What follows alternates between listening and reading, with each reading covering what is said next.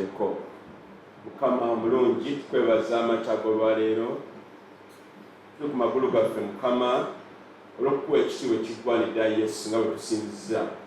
Era Mukama tukwebaza olw'okukwaya tukwemera obulungi bwekyo.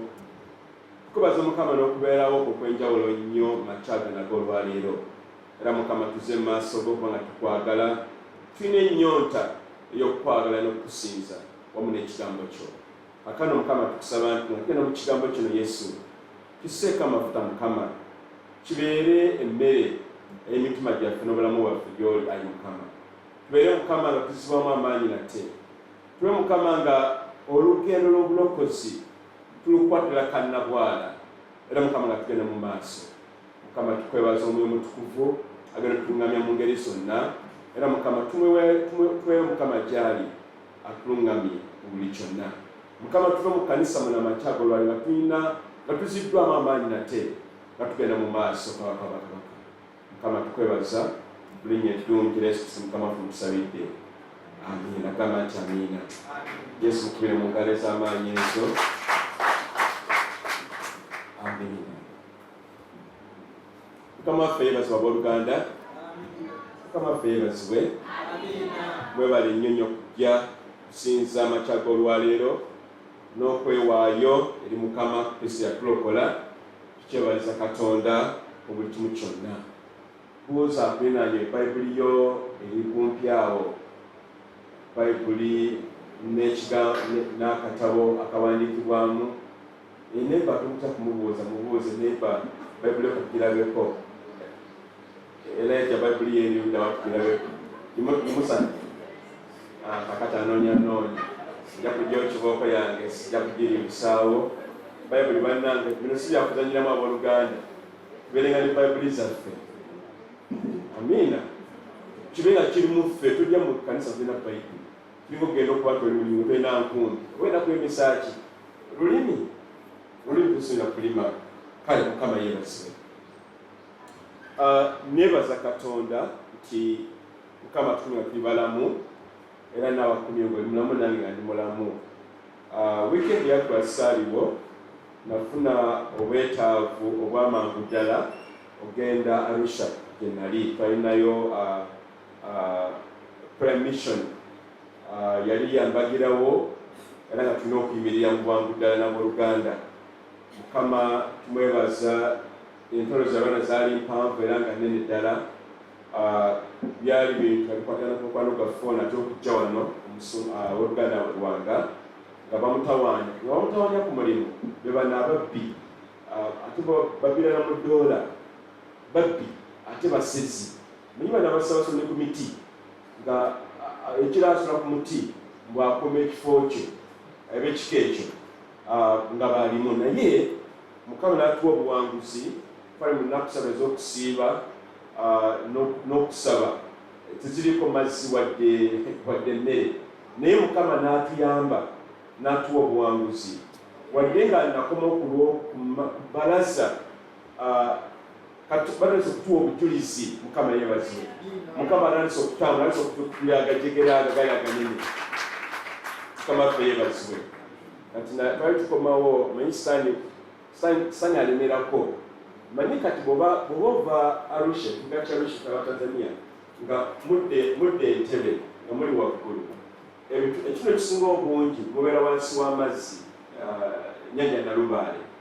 Kati tuli tutambula ngeno okulya kati bw'obanga otambulira waggulu eyo eddoboozi bwetyo tulya ddungi nnyo. Neŋŋamba gweno sitaani malaga bivaako bino byakulemye dda kitte kiviireko ddala. Mukama yeebazibwe. Sali bw'atyo ye mubbi tatata naye nga tutulya bawanguzi n'okukirawo. Naye twebaza Katonda kino abooluganda abo beeyama bakola omweyamo. Obweyamo bwe baakola bwakutuyambako okuzimba ekkanisa yaffe. Ne beeyama obukadde 17. Beeyama. Era babadde bangamba tulako lwaki baleka babuweereza. Kati tukino pale okakasa nti zaatuuse twebwe tugenda mu maaso. kati era ekyo kakigate n'okukyalokerako ekya kino tukyazimba ne guno omwezi tetukoze bulungi. Guno omwezi tugayadde nnyo abooluganda kino omulimu gwa Mukama tugenze mu maaso nga bwali tuteekeddwa. Twali tulowooza nti guno omwezi gwa Maaci oguddako ojja kutuyingira ekkanisa, naye ekibalo kibadde kitono nnyo, emirimu gibadde mitono nnyo ddala. Era nja kubasaba ne tugende mu maaso twekakabe, gamba twekakabe, tuzire tuzimbe ekkanisa ya Mukama.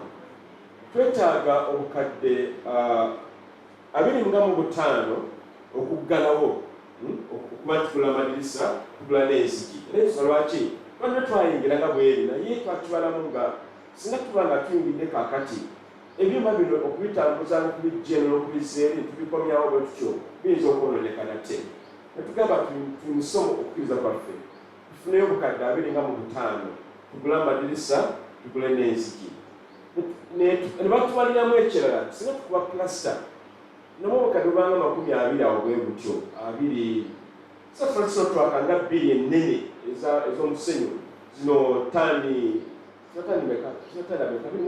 Alex zibana tani ngana tufuna twakanga 2 netufuna eya Alexander tufuna eya Lwera netuziteekaawo n'ensawo nga 15 ngasasobola okutandika. Mukama yeebazibwe. Kati tumala ekyo nga tukolako ne wansi screed oba otuyinza obutakola maybe osanga terazo naye nga kwekolesebwa kwafukoza terazo wansi. Bwe tumuteekawo mazima ddala kiba kigenda kutambula. Mukama yeebazibwe. Bw'ogattamu okuba mugatte ekisinga mekezo rafule tugambye 5 tugambe n'2 nga ne 17 awo nga 10 mekaawo tesiwe zitambula nyamba kwazo teziyingidde usente butono ekitegeezo obusente butono bannange Mukama yeebazibwe. Obusente bannange si bungi njala tweweyo bannange tukole ekyo tuyingire ekkanisa yaffe tukoye olubalaza. Mukama olwali tulina omugenyi agenda okujja mu saavisi nejja musajja munene nyatusanze wano ajja mu saavisi eddako ajja kuba ng'atuuse naye tweweeyo tugenda mu maaso n'okumaliza ekkanisa ya Mukama. Sande yaggwa wessaali nali ku mukutu omukadde waffe w'ekkanisa Peter Olyang ng'abuulya ekigambo kya Katonda. Mwebale nnyo bannange ekigambo ekyo tali kirungi tuleko mu ngalo. N'Oluganda Irene Mawoya wasinza amafuta gaali gakulukuta n'engamba sena efuna akadomola naye n'akadomola nakaweereza mu Uganda bapeereza ku mafuta ago nange ntwaleko. Mwebale nnyo bannekwaya okwewaayo. Mukama yeebazibwe. Obudde era budubise nga bulijjo naye kati nga nzigeza okudduka tubenga tutambuza ekintu kino Mukama atukwatireko bulungi. Bwe naliva e Tanzania Mukama nanzijukiza twatambulira nnyo ku mazzi.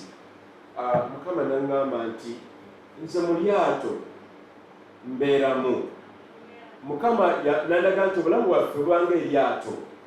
Kati eryato libeera ku mazzi.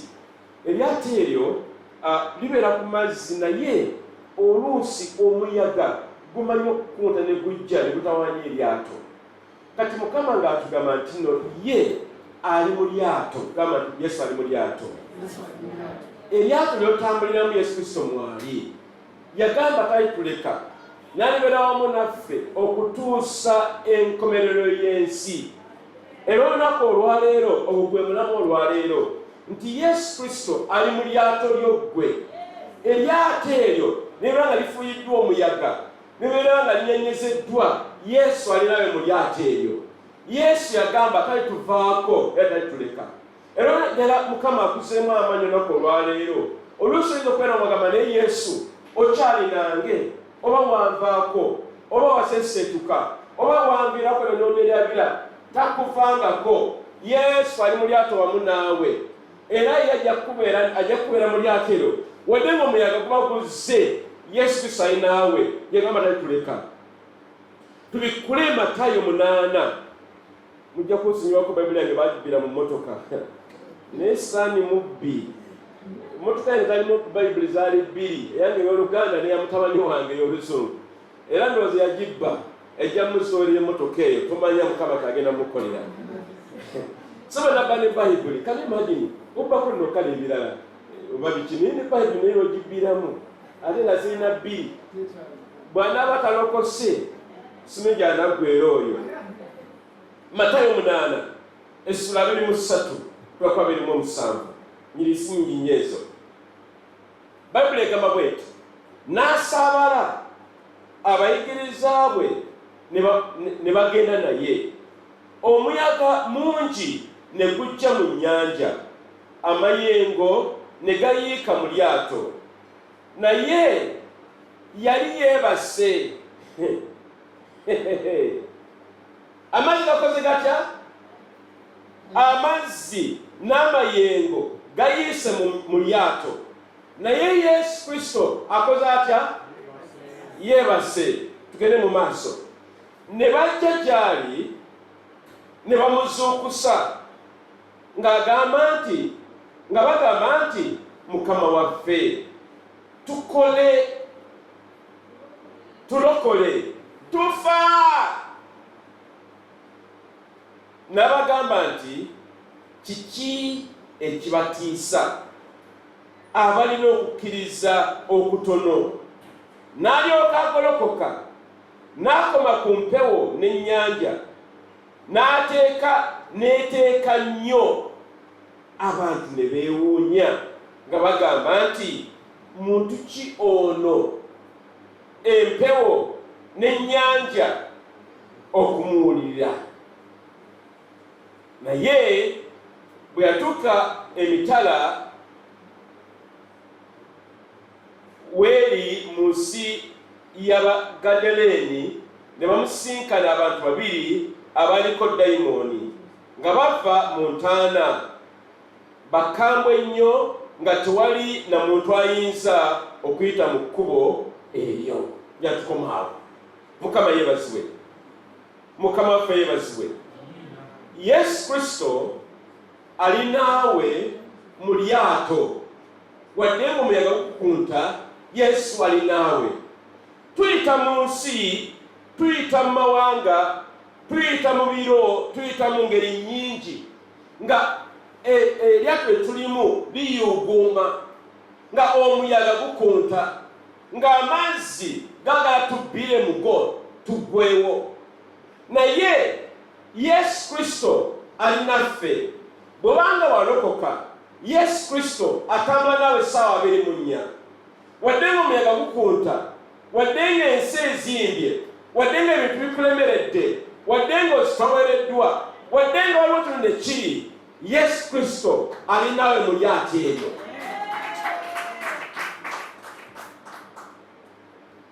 Nnaku za 25 nnaku lwali lwakuna tuvudde wano n'abaluganda 4 tugenda kuzika Mitiyana. N'ennuwa yaffe enyirira obulungi ate wewunye eyo wiiki eyo yali akava mu ddwaliro nga bagijjanjabye ng'eri kawerete nenyijjuza amafuta. Tugenda abagenda atewala ne tugenda okubeerawo okuziika. Mazima ne tuziika. Naye tugenda okumaliriza okukomawo motoka nagirise wano. Omanyi bw'obanga oli muvuzi wa motoka tumanyi bulungi obwongo bumanyi emmotoka weeba esigadde bana nesiwe kiri ebisolo kyongerera mu ngalo. Emmotoka siringa nga katambala tuno bayeekwasa waliwo wansi wa muti nga teriiwo.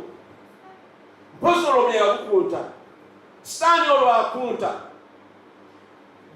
gamba ne twewuunya emmotoka eraziba naye nga tulaba emikulo egiriwo egyo tugerabawo bwe bayise kuba nagiteeka kompini waliwo nga muwogo waliwo nakasi ne kasooli bwe twagireka.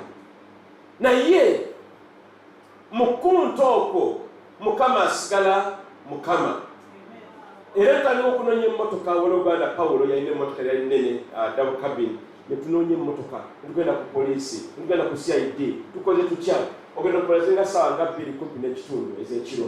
Naye Mukama Katonda waffe n'ampa ekisa mu bizibu mu kukunta okulaba essaani. Mukama n'angamba kakkana nti omanye nti Mukama Katonda wo ye Mukama. Era ntuwummulira omwo. Ekirungi kya Mukama nti sitaani wadde ng'aba ayimuse ng'aleese omuyaga era agenda okumaliriza, sitaani asemba nakyo. Kubanga Katonda waffe ali naffe mu Lyaato. Wiiki yennyini eyo yennyini ku Lwokuna emmotoka lwe yagula. Tugenda okutuuka ku lunaku olwa bbalaza olwaddako, Mukama ng'aleese kisingawo. Mukama ng'aleese kisingawo. Mukama bannange tumwebaza. Owooluganda toterebuka. Togwa mu maanyi owooluganda. Yesu Kristo ali naffe. Mu muyaga mwennyini omwo atambula naawe. Tugenda mulaba, tugenda kiraba nga tugenda mu maaso. Yesu Kristo yali n'abooluganda nga bali mu Lyaato. Omuyaga ne bukunta. Naye Yesu Kristo teyabaddukako, teyabavaako, teyabavaamu. Naye yasigala wamu nabo. Era kumaliriza byonna ngotono kiraba. Tebabbira mu mazzi. Omulabe Sitaani kyayagala akubbize mu mazzi, akuzikirize, akumalirawo ddala.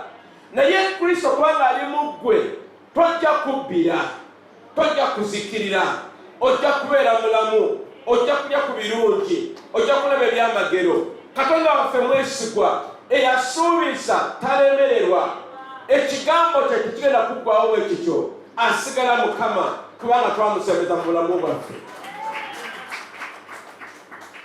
Omutwe gw'omwaka guno tugamba nti Yesu abeere mu masekkati g'obulamu bwo. Gwe ky'olina okukola kwe kusembeza Yesu mu bulamu bwo, ate n'otambula naye n'otatereuka wane n'akatono. Bw'oyimirira ne Yesu Kristo abeera naawe ebiseera byonna. Era omuyaga bwe guba guzze n'okkunta nga kuzze, asigala mwesigwa gy'oli. Kale tulabe ebiki bye tuyinza okuyigamu munakigesedde mu kitusomye. Bayibuli egambye Bunyirwa 23 nti n'asaabala, abayigiriza be ne bagenda naye. Yesu teyavaamu mu bayigiriza n'abaddukako oba n'abagamba nze mbivuddemu bino mwesootinge. Naye Yesu Kristo yasigala n'abooluganda mu muyaga. Yesu tatuvaamu ku ssaawa envanyuma, asigala mwesigwa mu makkati ag'amaziga n'ebiwoobe n'okubonaabona. Yesu Kristo asigala mu Lyaato lyaffe, talivaamu.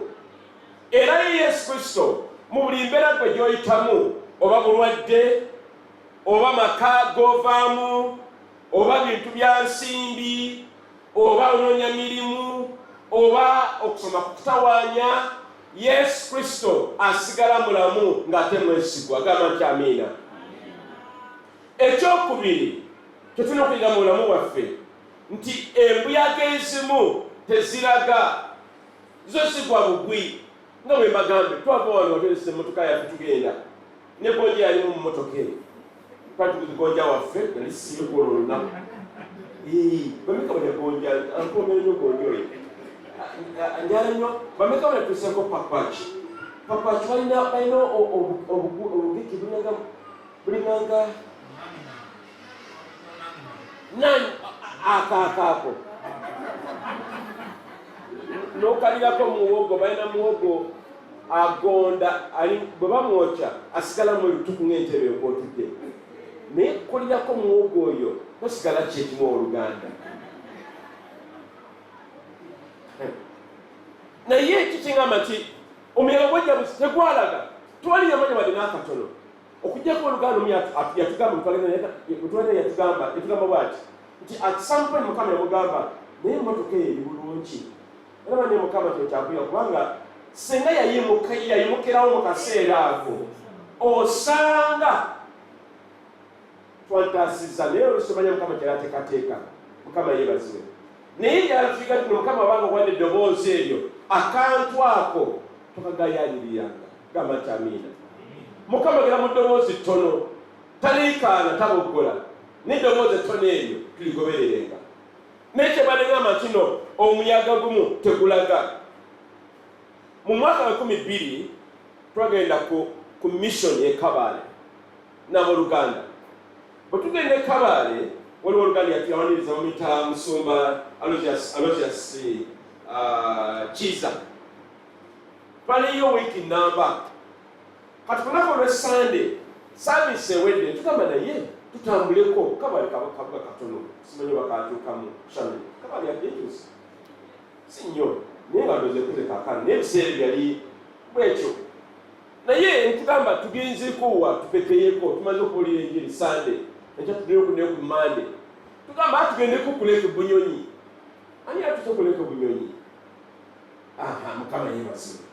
Kati atuleka bunyonyi kansikane maaso kya kutuuka waawo nga tukwata Lyaato erya engine tulipangisiza ate abalambuzi tufuuse balambuzi olwo nga tudda ku Lyaato nga tuseeyeeya tugenda waliyo biici eyo ku nnyanja nga tuseeyeeya mu makkati mu nnyanja.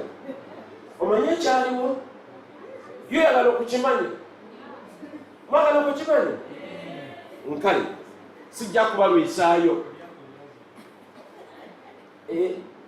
Injini y'Elyaato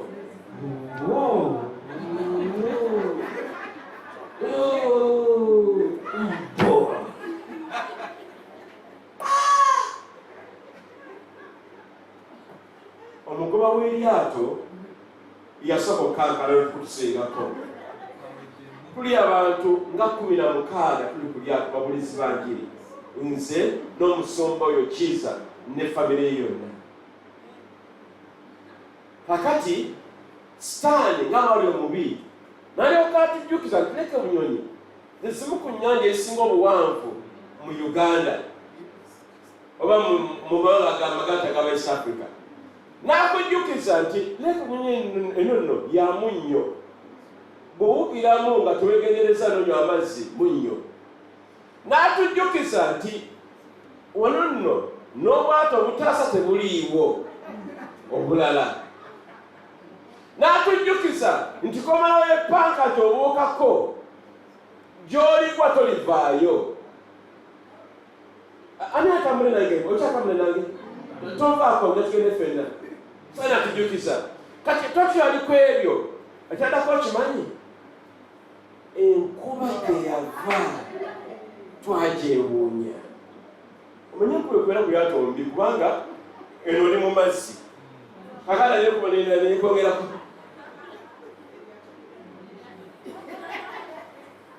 Twatuyana nga n'enkuba bw'etonnya. Twasaba essaala zonna zetusoboka netwogera mu nnimi ne ziggwayo. Naye Katonda nga bw'ali omulamu mu kiseera ekyo nga akaseera kakazigizigi tetumanyi ki Mukama kyakola naye injini neeramuka. Ye Katonda oyo abeera naawe mu mazzi amangi n'akuviirayo. Ye Katonda oyo atakuvaako nga embeera egambye ngenda kukulya ngenda kukumira.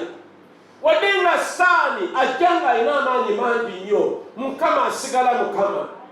Wadde nga omuyaga gwali tegulaze gunajja, Mukama yagamba ajja kubeera wamu naffe paka ku nkomerero y'ensi. Oluganda yimusa okukkiriza kw'eri Katonda. Wadde nga omuyaga guzze mu bulamu bwo, totya. Katonda wakyali mulamu era akyali mwesigwa. Mukama yatugamba guno omwaka tumusembeze abeere mu masekati gaffe. Yesu bw'anabeera mu masekati gaffe tagenda kutuvaamu. Ajja kubeera wamu naffe. Ajja kutunyweza. Tetujja kubbira mu mazzi. Katonda waffe mwesigwa nga bwe tugenda okukiraba nate. Ekyokusatu, Yesu ye tatiisibwatiisibwa na mazzi oba na mbeera oba n'omuyaga. Tumutiisatiisa Yesu. Ye w'amaanyi. Ye wa kitiibwa. Era ye Yesu Kristo bagamba Bayibuli egambye n'okola kali yeebase. Bayibuli egambye nti naye Yesu yali yeebase. Weewuunye omuyaga gukunta. Bali bakaaba. Basinda bakuba ebiwoobe. Yesu akoze atya? Lwaki? Ye Mukama w'abakama. Ye Katonda w'abakatonda. Ye Mukama Katonda n'atameggwa. Ye Mukama alina amaanyi. Ye Katonda omwesigwa. ye Katonda atubeererawo, ye ne mu muyaga asobola okwebikka era ne yeebaka. Era nze ndowooza Mukama atukoowoola tulimuse okukkiriza ne mu mbeera embi ennyingi ennyo obeere nga togwako mirembe gyo. Abasinga obungi tuterebuka ne tutya ne twebuuza ne tubuusabuusa, ye Mukama gy'ali, yeze nakola ki, yeze naba toli kiwaba. Naye Katonda wo omwesigwa oyo ajja kukuviirayo. Yesu ali naffe mu Lyaato, ali naffe mu bulamu bwa bulijjo nga bwe yasuubiza. Ebyo byasuubiza bya bwesigwa. Yesu omuyaga teyagutya naye yayimirira n'ayimirira ne yeebaka paka ne bamugolokosa.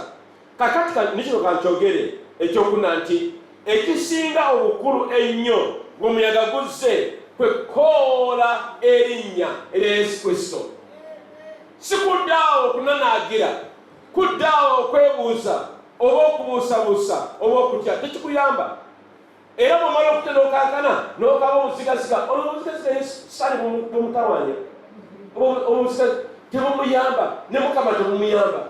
Naye tulabe abayigiriza bagamba ki 24:25, Matayo 8:24-25, bagamba omuyaga omungi ne gujja mu nnyanja, amayengo ne gayiika mu lyato, naye yali yeebase. 25, ne bajja gy'ali ne bamuzuukusa nga bagamba nti, Mukama waffe tulokole, tufa.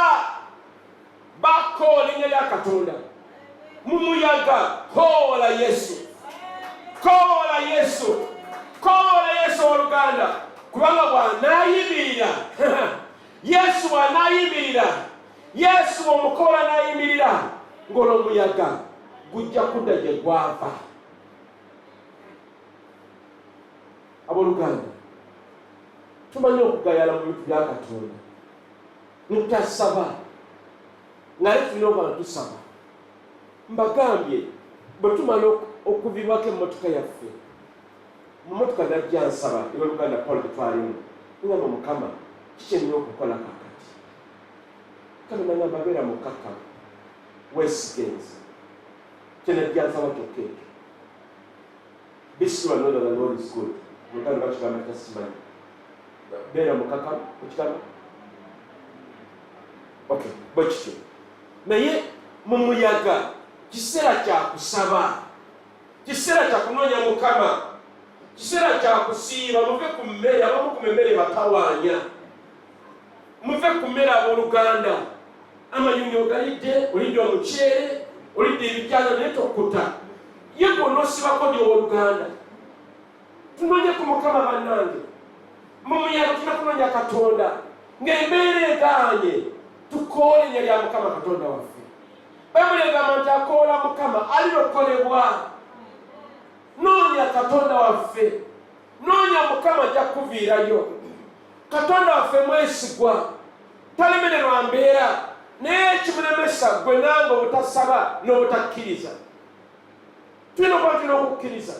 Era abasajja bano zeno abayigiriza baali basajja bakukkiriza, era kyebakola ne bagolokosa Yesu. Sijjagamba nti Yesu Kristo kakana abeera yeebase kuba ye tabongoota. Bali tuba tugamba abooluganda, tabongoota. Tukonkone ajja tuviirayo, tumukoole ajja kuwulira, tumuyita ajja kwanukula, tumwesige tajja tuvaamu. Yesu Kristo tumukoola abooluganda, siibako oluganda, saba. Olw'okusa tubeera wano n'okusaba ne tubalabako bannange. Tetuganye tulina okukola, tulina okukola biki, naye mubeera luddawa. Mujye tunoonye Katonda, guno mwaka mupya tunoonye Mukama, tumwegayirire ajja tubeerera. Katonda waffe mwesigwa eri abamukoola abaviirayo, eri abo abamunoonya bamusangira ne bamusinkana. Era Mukama kyatusaba mu mwaka guno gwa 2024 bwebeerawo okunta kwonna, amayengo n'ebizibu byonna, tukoole erinnya lya Kristo Yesu ajja kuba ng'atuviirayo. Mukoola Mukama ne mu kigambo kye mumuba okukkiriza, era mu kukkiriza muba ebyamagero n'obubonero n'ebyewuunyo. Era Mukama w'aviirayo eri abaana b'abantu Abebulaniya 11:6 lugamba nti abali kukkiriza tetuyinza kusanyusa Mukama era eri Mukama n'okwata akakasa mu ye kubanga Mukama yaddizaawo abo abamunoonya. Oluganda onoonya Mukama, oluganda osiibako, oluganda obeerawo mu kwerawo kwa Katonda. Guno omwaka tubaza Mukama twatandika nnaku musanvu ez'okusiiba. Simanyi bameka abakumu abaasiiba naye nze naye omukwabo tunoonye Mukama. Eno weekend gye bagambye mbadde siri Masape, mbadde siri kugamba tugenda kulya cukamba n'amapaapaali. Tubadde mu kusaba nakusaba kunoonya Katonda. Mukama yeebazibwe. Sigamba nti emmere ennungi tebaddeyo, ebadde era ng'otunogamba kati emmere va mu ninyi nva. Omanyi emmere nzibu nnyo. Yo kimanyi nti bantu bangi bali mu gendo olw'emmere. Emmere muve ku mmere. Sigamba timulya, kingamba tubalansinge. Baliko n'ebiseera n'obudde obw'okusiiba n'onoonya Katonda. Kuba omwo Mukama mwakutasiza n'atuyamba. Ekyokutaano era kyekisembayo nti kuba Yesu ye mutonzi, ebitonde byonna bimugondera. Kubanga Yesu ye mutonzi n'ebitonde byonna bimugondera. Yesu yatonda amazzi era yatonda enkuba, yatonda n'empewo. Wadde ng'omulabe Sitaani amanyi eddinya akola kuba ye mubbi n'agikozesa ebibi okukola Mukama by'atayagala bikolebwe. Naye Yesu amala n'ayimuka n'agamba gwe buyaga gwe nga gukakkana era nga gugonda. Naye gugonda gutya nga goyise Yesu, agamba Yesu nyamba, Yesu ndokola. Bw'oba n'omukoowola nga naye ayimusa eddoboozi lye ng'agoba omuyaga guno. Bayibuli egambye bw'eti, tudde mu tusome Oluganda 2:6 na 2:7 awo. Lugambye bwe luti, n'abagamba nti kiki ekibatiisa abalina okukkiriza okutono? Mulaba bannange obuzibu bano balina okukkiriza baali balinawo naye nga tekumala. Bayibuli egambye mmwe abalina okukkiriza okutono. Kati Yesu era asuubira bano abasajja be babeere okukkiriza okumala. Gamba Oluganda njala nyimusa okukkiriza kubanga kumala. Mwina Mukama byayagala mutuukeko naye okukkiriza kwammwe tekumala abooluganda. Mukama atimusa okukkiriza nga kumalira ddala bulungi.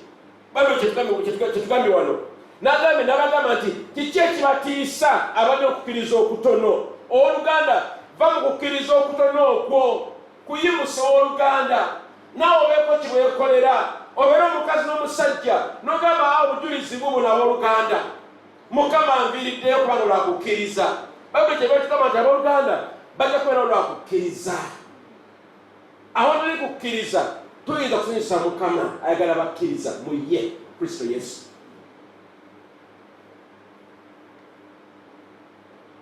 Bayibuli neegamba akanyira kaddako n'alyoka agolokoka. Oluyimba olwo ndwagala nnyo. Mukama yimuka n'abalabe bo bakole batya? Basaasane. Zabbuli 8 nnyo olusookera ddala. Mukama yimuka n'abalabe bo basaasane. Era Yesu bw'amala okuyimuka embeera zitereera, n'omuyaga gukakkana, n'enkuba nerekerera awo, n'ekibuyaga nakakkana wansi. Lwaki? Kubanga Yesu Kristo ye mutonzi wa buli kantu era ye yatonda byonna ebiri ku nsi kuno.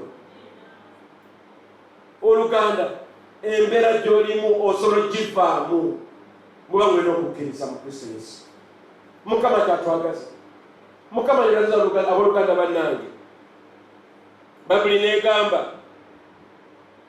bamala okugolokoka, n'agolokoka n'akoma ku mpewo n'ennyanja n'agikomako. Bayibuli bw'ati bw'egambye.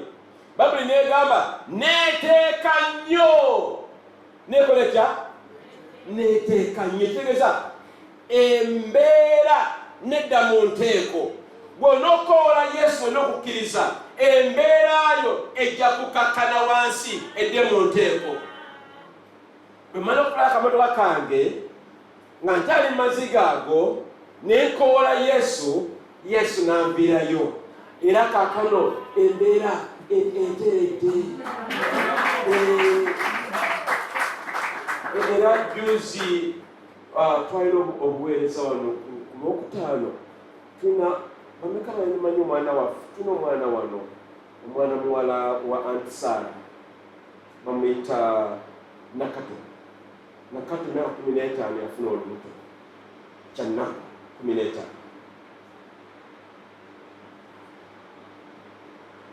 Era baga mwami yamuwa neighbor siyo baneighbor mwali mukama atusase nege mazima. Kati omwana otanaba kwetuka kuba afuka maama. Siba kiri ba maama. Kati mukyala wange tali nno awati yatambudde yataliwo. Mwatu mulamu yataliwo nenga abeera nange mukama Yesu. Kati mukyala wange n'omusawo mulala musawo Susan mukama n'abakwata kubaliko kye bakola. Kati bamala okukikola ne tusinkana nti waliwo bakwano baffe abalala nabo basumba nga ffe balina an establishment, balina obuweereza. Obuweereza obwo balabirira abaana bafunye empuuta n'abakwetuuka myaka 13 babasanzeeyo omwana wa myaka 13 ng'alina olubuto myezi 3. Naye kiŋŋamba kino balina obuweereza obwo buli wakise wansi walako. Kati bamaze okukola enteekateeka zonna nalina omutwala ne Rachel adimini waffe. Kati wetugenda ewakise mu ndeeru nga tutwala omwana ono enkuba netusangayo nga nyingi. Naye nga tulina okuyitawamu ku waliwo akasozi kagulumivu ddala nga kasajja. Kakati mutandika okuba nga bakalinnya omusajja omugole n'aseera. Mukama n'ambuuza nti singa abadde oli omukani yandiiseewo. Mukama ne mugamba mazima ddala oli mutuufu. Mukama n'agamba ekyokukola nti okimanyi. Nimugamba olwawo taata ntimanyi okukola nengiteekamu ekyo.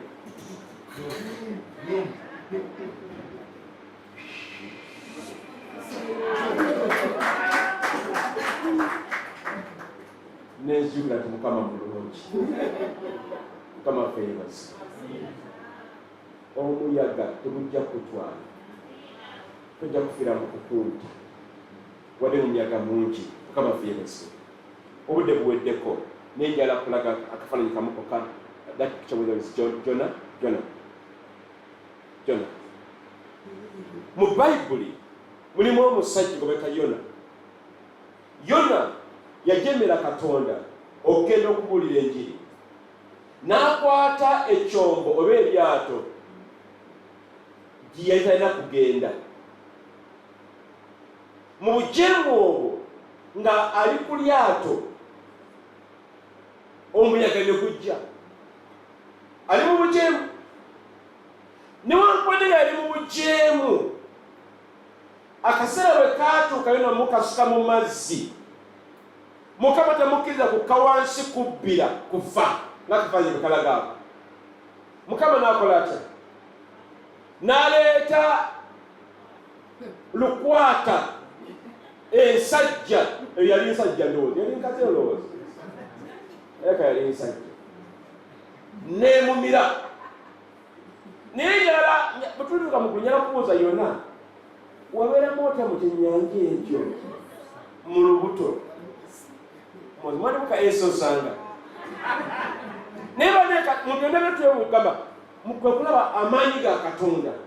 Ginobeera mu kyennyanja nekitakumira n'otafuuka mmere.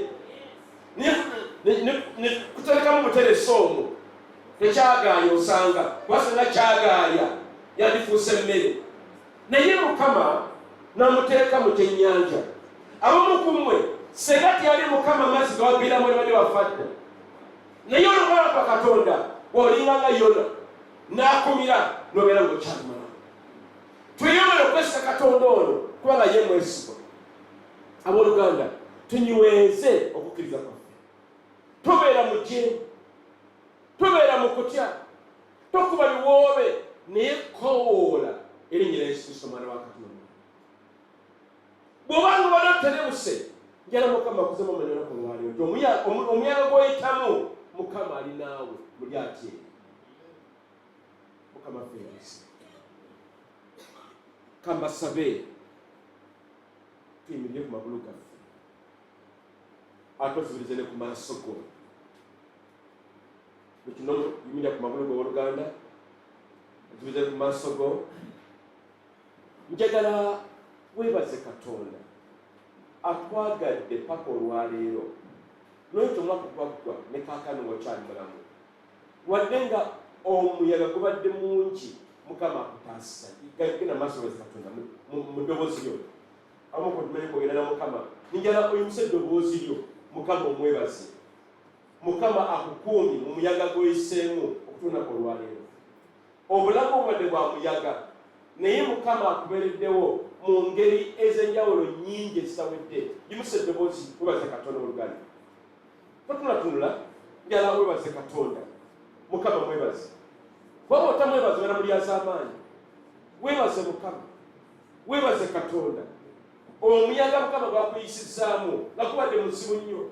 Osanga bubadde bulwadde, ebadde embiira, bubadde bufumbo, gabadde maka, gibadde emirimu, zibadde ensimbi, mabanja. Mukama takkiriza muyaga kujjawo. Genda maaso Oluganda, genda maaso Oluganda.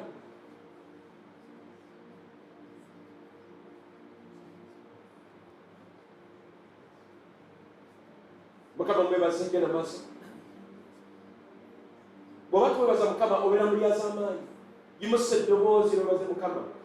Embeera zakuyisizaamu nawe ne wewunya, ono Mukama mpiseewo ntya, nga wabadde wafunda wazibu, nga omuyaga gwagala okukumalirizawo ddala, naye Mukama n'akutaasa, naweza n'ekinnyanja ne kikumira, ne kikuuma, ne kikwanula paka eri ku lukalu. Mukama mwebaze. Ribosai rabasararabayi oba buyamakaba bagaserere balya. Genda maaso weebaze Mukama. Mukama mwebaze. Mukama mwebaze. Abadde mulungi, akutaasizza, akubeereddewo. Era ekyokubiri, genda mu maaso, Mukama omugambe nti nze neewaddeyo okuteeka mu makkati g'obulamu bwange, obeere nga buli muyaga ogujja bwe gujja gukoonako obukoonyi ne gukakkana, kubanga oli mu nze. Genda mu maaso Mukama mugambe ebigambo ebyo nti neewaddeyo guno omwaka guno okuteeka mu masekkati g'obulamu bwange, oba ag'amaka gange, emirimu gyange, bizinesi zange, okusoma ku bino byenkola, mbeere nga buli muyaga ogujja gukoonako obukoonyi ne guddayo gye guvudde. Genda maaso Oluganda, genda maaso, genda maaso, genda maaso, genda maaso. Rabasararaba. Oluganda weeweeyo guno omwaka siwakuddaawo okulya binyeebwa na bijanjaalo kyokka. Kweweeyo n'obumalirivu nti buli muyaga n'abaguze gujja kusanga nga weetegereze nga Yesu ali mu masekkati g'obulamu bwo, obulokozi obunywedde. Ekigambo kya Mukama twende mu bulamu bwo, okusaba n'okusaba kitundu kimu ku ggwe eri obulamu bwo.